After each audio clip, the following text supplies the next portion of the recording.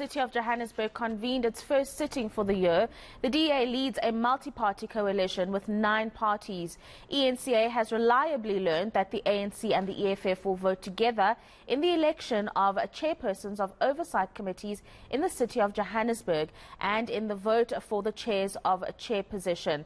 Now, the Patriotic Alliance has aligned with the DA-led multi-party coalition and will vote against the EFF and the ANC candidates. eNCA's Govan Whittles is following that story and joins us now for the latest. Now, there was a protest outside and the protesters turned back Funzile Ngobeni. What exactly happened in that commotion, Govan?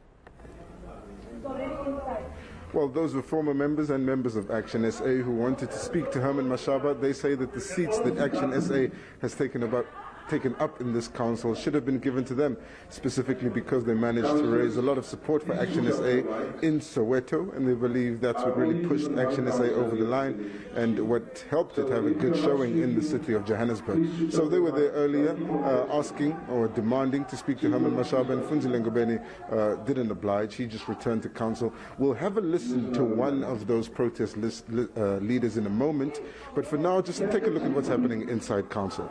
This has been what's going on for about 30 minutes now. The opposition, that would be the ANC and the EFF and the minority opposition bloc, have asked for a secret ballot to be used in the election of the chairs of oversight committees and the chairperson of those chairpersons of oversight committees. And Vasco da Gama, the Speaker of the Council, has told them that the process by which the election will happen had been agreed in December, and the rules make no provision for a secret ballot. Of course, the opposition parties disagreed. They say that the secret ballot can happen and should happen because they claim there's some intimidation. Now, this is important because a 30-minute adjournment was called after rumors emerged that Action SA may be speaking to the EFF. In fact, the multi-party coalition was so concerned that John Moody, a representative of Action SA, had to reassure them that that just wasn't the case. And so now they're debating whether or not to hold the secret ballot. The Speaker of Council seems intent not to let that happen and says if people don't like that, they can appeal to the Rules Committee. Of course, that would have significant consequences as the vote would happen with the show of hands, and in that show of hands, Action SA's councillors would be compelled to vote with the multi-party coalition, and that would close the door for any secret votes going towards the EFF or ANC's candidates. There's been a lot that's happened here today, but let's just go back to that protest that was happening outside and listen to these protest leaders about why exactly they were here. There is a motion and a tendency from a hypocrite and a dictator called Herman Mashaba to purge all the strong leaders. Mashaba is not running a political organization; he's running a cult organization. You know, we don't know what's happening here. If you ever come up with a different political opinion, you are labeled as an evil spirit. What is disturbing is that Action SA is being run like some cult organization by the Herman Mashaba. It is a yes sir, yes ma'am organization where anyone who comes out with a different political opinion is being patched. Just as it happened with Dr. Makosi Khoza. We are saying to Herman Mashaba, hands off Dr. Makosi Khoza. And we are here to stand in solidarity with her. She is not a spy.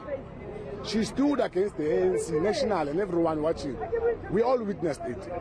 Dr. Makosi Khoza has the interest of this country at heart.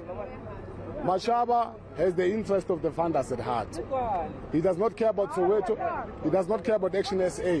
He's running this organization like me. This is not a business. This is a political organization. Quite concerning what seems to be the degeneration of Action SA, which seemed to be the beacon of hope as we approach the local government elections, Govan. But we'll be talking about that another time. Right now, how did the deal between the PA and the multi-party coalition happen? Well, that deal happens because of something personal.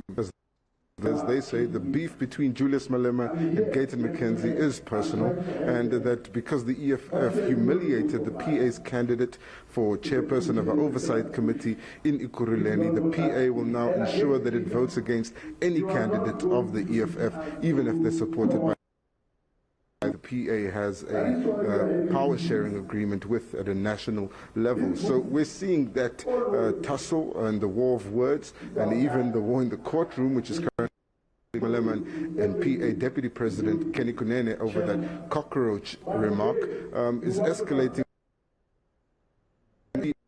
With the DA-led multi-party coalition, even though it's not part of that coalition as a signatory. Let's have a listen to one of the PA's NEC members on exactly how that deal was arranged. We get approached on Tuesday for them to say support the EFF to come in as chair of chairs and 4 other portfolios. And we said, okay, but are they going to support us? No, they'll never vote for you guys.